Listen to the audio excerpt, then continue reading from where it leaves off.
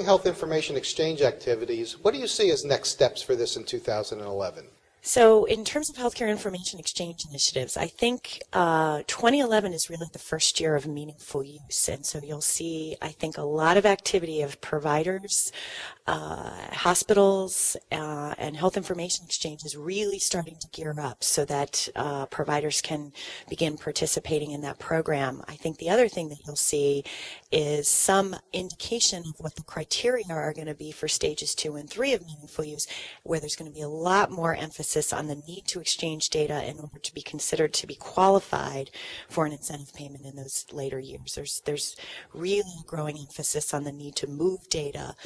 in order to be eligible to participate in the program. How are the stakeholders dealing with the balance between the needs for privacy and security in healthcare identity and the innovation and progress goals being set for the exchange of healthcare information? I think the stakeholders,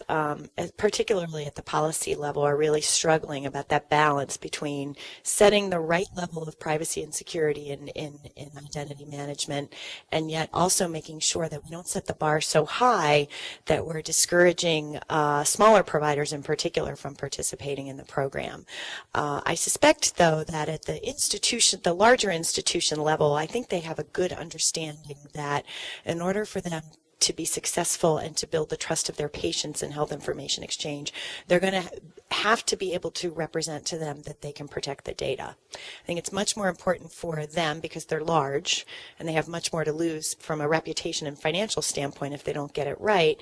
than small providers. Again, the data is still sensitive, but there's definitely a difference both in resource and perception with respect to what's the level of responsibility. What is the role of the patient in healthcare information exchange? I think there is a strong role for the patient in healthcare information exchange. You know, the incentive program at the federal level doesn't necessarily give patients money to start exchanging their data, but I think there are communities of patients who are very eager to take greater control of their healthcare, which means they're going to need to get copies of the data and they're going to want to move it and share it with the doctors that they want, in addition to maybe taking advantage of applications on the web that can help them manage a chronic disease, for example. And in order for that to happen, they're going to need sort of technology vehicles like a smart card, for example, that has their information on it, that is secure,